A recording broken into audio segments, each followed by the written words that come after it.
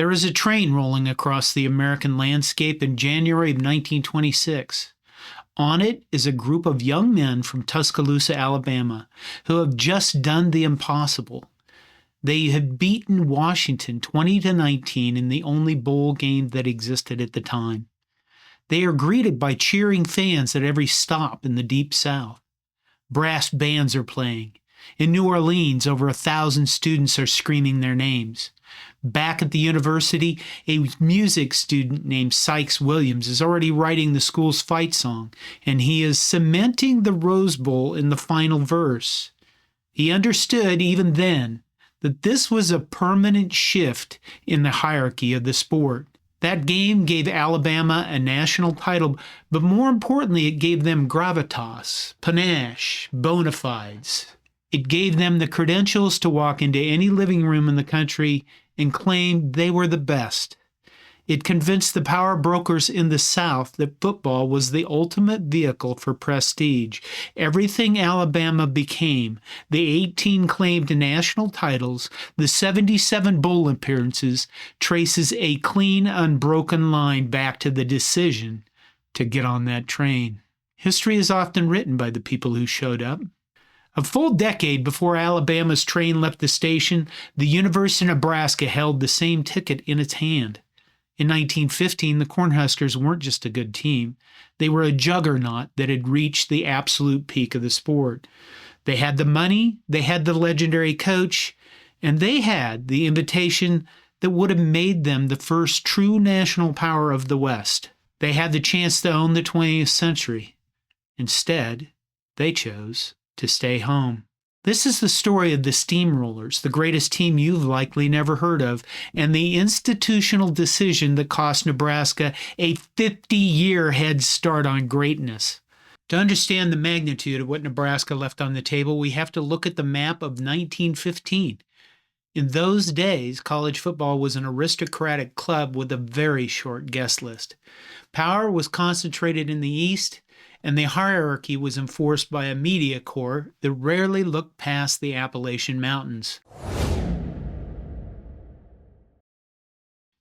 The Big Three, Harvard, Yale, and Princeton, still held the keys to the kingdom. These were the institutions that defined the right way to play the game and the right way to conduct a program. But the Western schools were beginning to hammer at the gates. Under the legendary Amos Alonzo Stagg, the University of Chicago was proving that elite football could flourish in the Midwest. Fielding Yost at Michigan and a powerhouse program at Minnesota were making similar noise. They were the original outsiders, the first to demonstrate that the Ivy League's monopoly on excellence was starting to crack. Nebraska represented the next frontier of this westward expansion.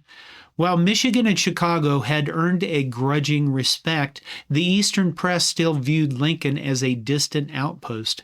To the New York media, the Cornhuskers were a collection of corn-fed giants, playing a version of the game that was more brutal than brilliant. They were winning, but they lacked the specific brand of prestige required for true national recognition. They were a program that the powers of the East and even the Midwest were beginning to fear. Yet they remained geographically and culturally isolated.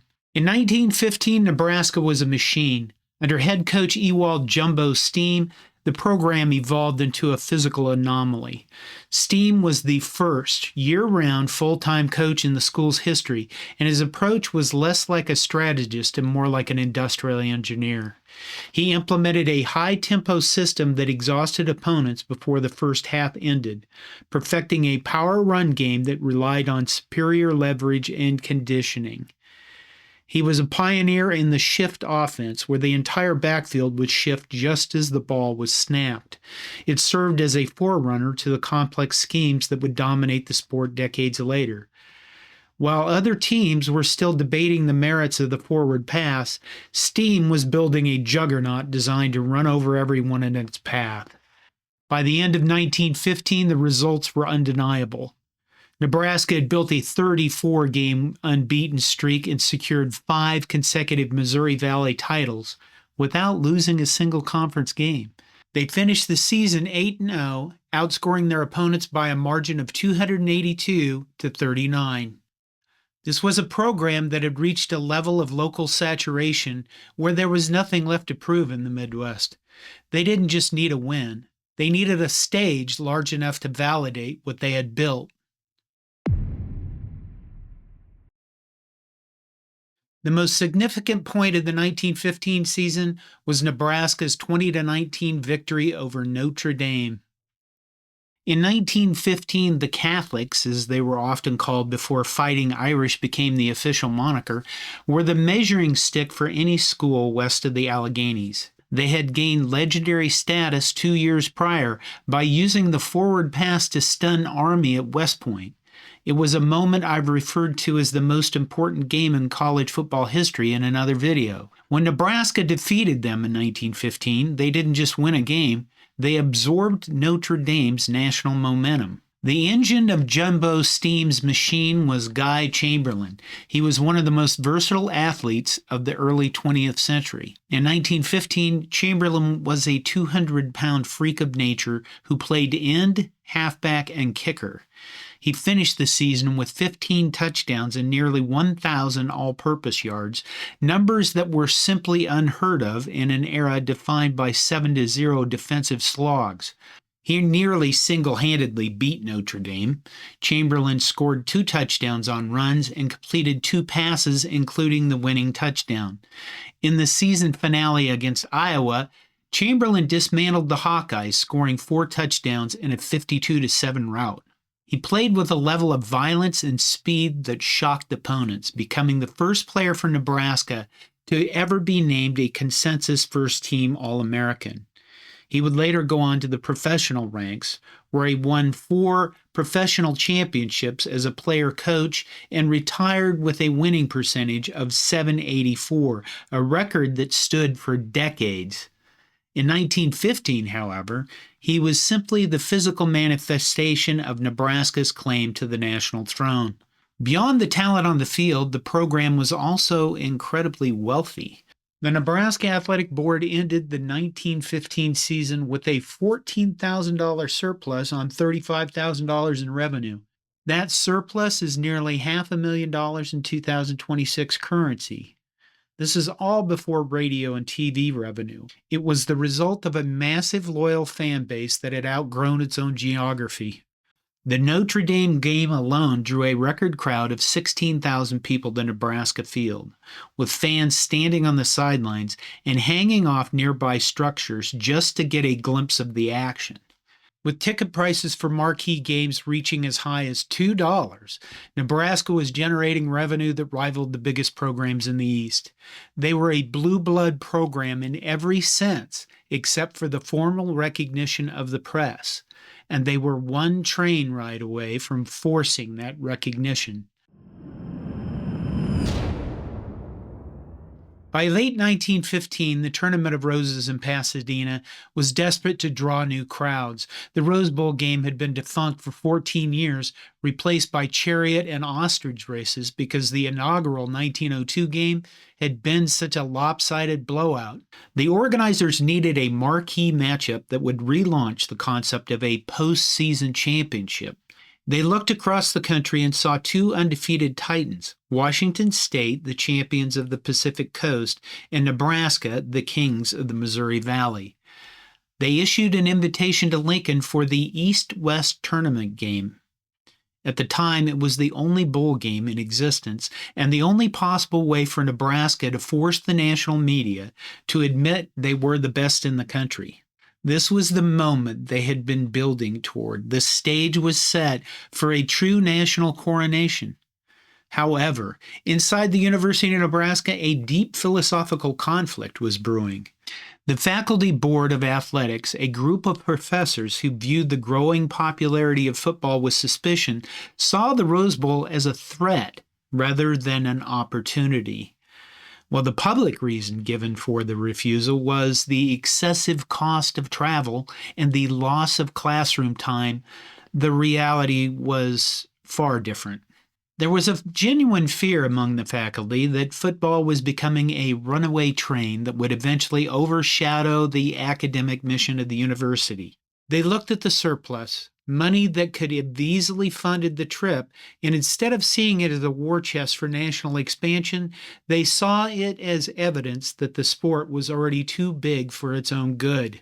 They were worried that a trip to California would solidify Nebraska football as the university's primary identity, moving it from a student pastime to a professionalized spectacle. After a series of heated meetings, the board voted to decline. They chose to keep the team in Lincoln, effectively telling the world that Nebraska was content to remain a regional power. It was a decision that prioritized institutional control over national relevance. Because Nebraska said no, the invitation went to Brown University, a 3-loss team from the East. Washington State dismantled Brown 14-0 in a rain-soaked game. Because they won that day in Pasadena, Washington State is credited by many selectors with the 1915 national championship. Nebraska, despite its Hall of Fame roster and its 34-game unbeaten streak, was left in the dark, wondering what might have happened if they had simply been allowed to play. The fallout of the Rose Bowl decision was catastrophic. Ewald Stiehm, the man who had engineered the most dominant program in the West, understood exactly what had been lost. The university administration had placed a permanent ceiling on his career and the future of the program. Stiehm's contract was up for renewal. He was earning $3,500 a year. Given the massive financial surplus he had generated for the school, he asked for a raise to $4,250. He was asking for an additional $750. The university refused. They didn't want a football coach making more than a top-tier professor. It was a stance that revealed their true priority: control over growth. The local business community in Lincoln stepped in, offering to pay the $750 difference out of their own pockets. It would have cost the university nothing. The administration refused, citing institutional integrity. It was a clear signal that the university wanted the coach gone because the program had become larger than the institution was willing to tolerate. Stiehm walked away. He accepted the head coaching and athletic director position at Indiana University. While he never replicated the sheer unbridled dominance of his years in Lincoln, Indiana's resources and football culture were decades behind Nebraska's at the time. He became a pivotal figure in modernizing the Hoosiers athletic department and served as a vital voice in the early development of the Big Ten.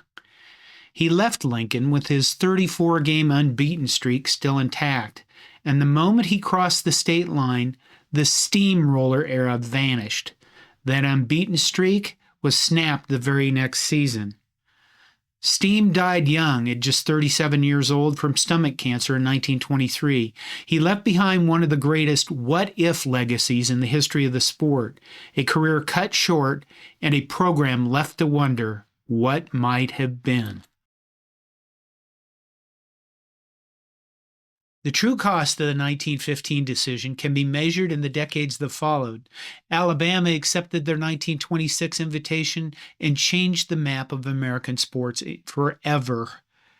Because of that single win in the Rose Bowl, Southern teams were invited to 13 of the next 20 games in Pasadena.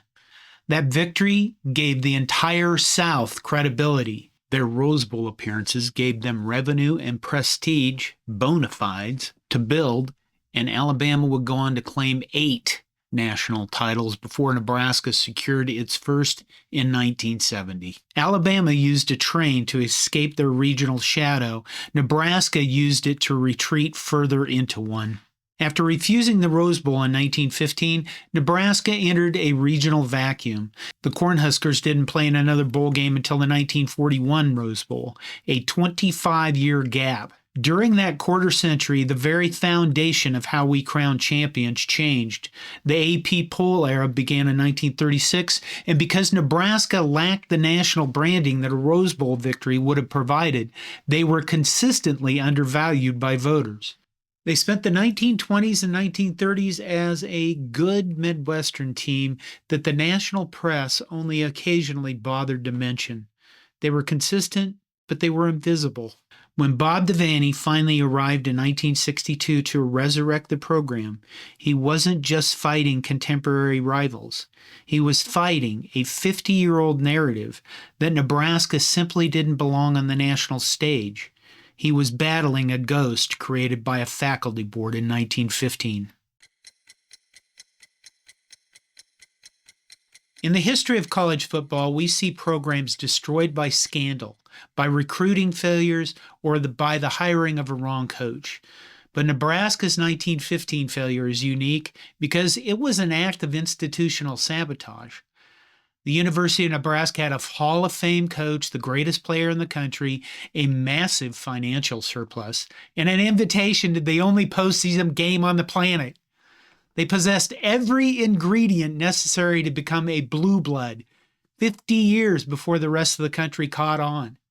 They looked at the glory, the money, and the historical weight of the moment and decided it wasn't worth the price of a train ticket.